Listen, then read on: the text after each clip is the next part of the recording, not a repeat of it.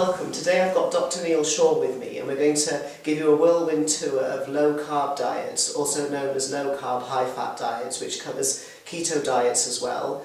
We're going to be touching on type 1 diabetes, type 2 diabetes, insulin resistance, depression and mood. So my background is I did a degree in biochemistry and genetics. My PhD was in protein folding, which is a very loose term for describing a biological mechanism, and it relates to Alzheimer's disease. And then I did a postdoc in statins and heart cells. So I'll hand you over to Neil now. So Neil, could you tell us a bit about your background? Thank you, Sarah. Yes, I'm a medical practitioner, registered with the General Medical Council, and I qualified from Leeds Medical School in 1985. For much of my time I was in general practice, but also in occupational medicine, which is a specialist branch of medicine, dealing with the interrelationship between health, well-being and work. Although now retired, I still maintain a very active interest in health and well-being related matters. Lovely, because we've had lots of interesting chats about different aspects of medicine and biochemistry, and today people are going to get to listen in on to one of our chats. So we're going to talk about low-carb diets and ketosis. So just before we dive in, I want to explain to people a little bit so we don't get too jargony. So first of all, a hormone is a chemical messenger in the body. So we're going to be talking quite a lot about insulin, which is a hormone. Insulin and thyroid are very important for how the body uses the energy that it has, which means the food that you eat and the energy stores which you have in your body. And briefly, the thyroid hormone is a bit like an accelerator pedal in your car, so when you press the accelerator pedal down, the car goes faster and you use more fuel or petrol. Now, insulin is a little bit more complicated. So it's a protein hormone that's made by the pancreas in the islets of Langerhans cells, and its job is to shuttle glucose out of the blood and into cells. Because blood sugar needs to be very, very tightly regulated. We don't want it too high or too low. And insulin has been demonised a bit at the moment with the advent of low-carb diets, but it's crucial for life, as Neil will tell you a little bit later when we talk about diabetes. I'll talk a little bit about storing energy. How about how the body uses energy? So inside our cells we have an organelle called mitochondria, and it's like your cellular battery.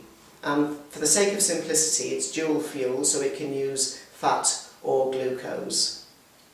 As we're going to be talking about ketones or ketosis and low-carb diets, just to keep things simple, when your body breaks down fat, it breaks it down into something called acetyl-CoA, and then the acetyl-CoA gets turned into ketones, which the body can use as energy. So we can think about ketones as being little tiny bits of chopped up fat, which the body can use as energy. And ketones have got other properties as well. So I hope from this brief whirlwind tour you've got the idea that you want to be in a situation in your body where you're in charge or in control of your insulin and your blood sugar. So now I'm going to hand you over to Neil again to tell you a little bit more about diabetes, because a lot of people just think of insulin, blood sugar, and they think about diabetes, but they don't know there are different kinds of diabetes and different ways you can become diabetic. So Neil, would you like to explain? Thank you, Sarah. Yes, type 2 diabetes arises when the body becomes unable to obey, if you like, the rules of insulin. So insulin is produced, and it's produced in plentiful quantities, but the receptors within the body that normally respond to the effects of insulin become resistant to the effects, and so consequently blood sugar starts to rise. In my own case, I was rather surprised when 18 months ago I found that my blood sugar levels were raised and I was pre-diabetic. This subsequently resulted in my blood sugar levels going up further, and I was diagnosed as having actual diabetes. Then I looked into it more and I started to really reduce the amount of carbohydrate I was taking in all forms, including the slow-release carbohydrates, in my diet. And this improved significantly my blood sugar control, and whereas I was on medication at one time, metformin, I've been able to stop that medication in communication with my doctor, we both decided we would give it a trial now that my blood sugars were under control. Wrap this up, people who don't have access to blood tests or aren't particularly keen on going to the doctors, what kind of things would, say, younger people notice? Well, younger women may notice that there's a change in their periods, they may notice a change in their skin, which may... Would you say the general rule is if you're on medication of any kind or have a particular condition, check it out with your doctor? If you're just young and healthy and just overweight, you could probably do it by yourself, but you'd need to do a bit of reading up first, because something we'll come into later, what people do wrong, and also the thing called the Keto Flu, which may or may not exist, but it's definitely something that happens when certain people dive into a low-carb diet. Yes, there are certainly problems and pitfalls for people who are on medication, but there are certain pitfalls even for those who are not on any medication and don't currently have any chronic health problems. They just need to ensure that they do it right to avoid the common pitfalls, which are not in themselves dangerous but can be unpleasant. Yeah. And there are ways to avoid these things. Because as I mentioned before, when you actually get fat adapted, the way your body uses energy changes, and your cells are getting used to using ketones, because obviously if you've been a carb burner, it's a great big shock for your mitochondria to have to switch fuels. So there is going to be a window for some people where it's going to be a little bit difficult. And would you have any advice on the Keto Flu? Because part of it is just carb withdrawal, because carbs release serotonin, so you've got mood considerations. However, ketones are very good for helping with depression in some people. So you've got there's the mood balancing. Also, something we haven't touched on yet, which is salt, because that has a relationship with how the kidneys behave and what insulin does. Fat diet.